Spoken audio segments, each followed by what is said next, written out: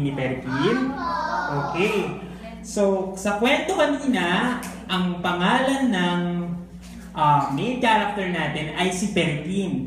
Sinabi ni Lola B na bata pa lang siya, meron na siyang kaisa-isang hiling or kaisa-isang desire. Ano yun?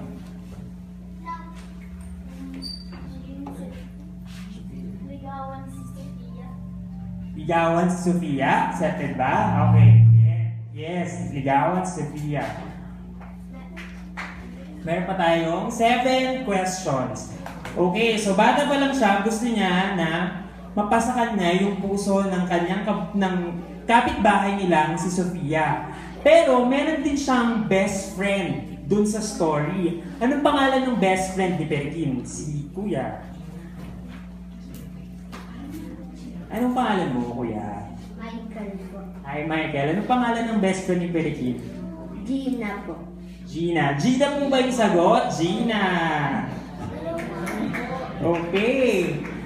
Tapos, ngayon, lumaki na si Perkin. Gusto niya pa rin si Sofia.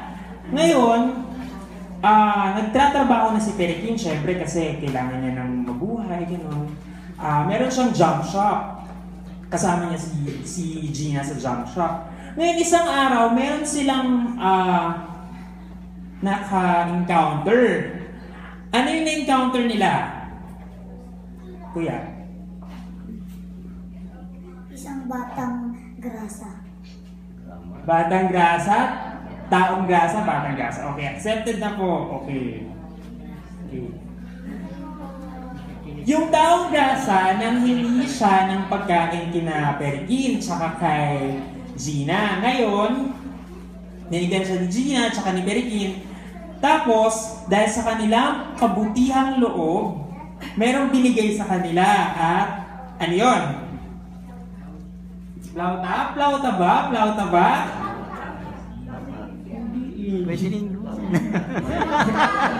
Hindi.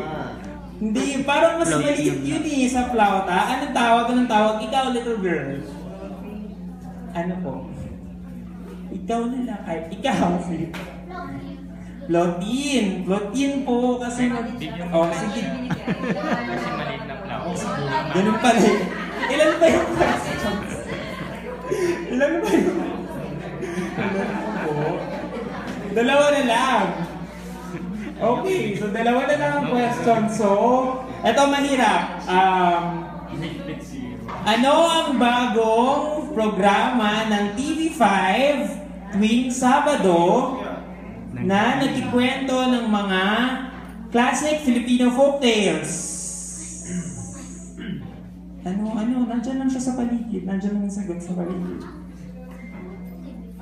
Oo, ano nga yung program? Ano yung palabas? Lola Basyang? Lola Basyang. LolaBasyang.com.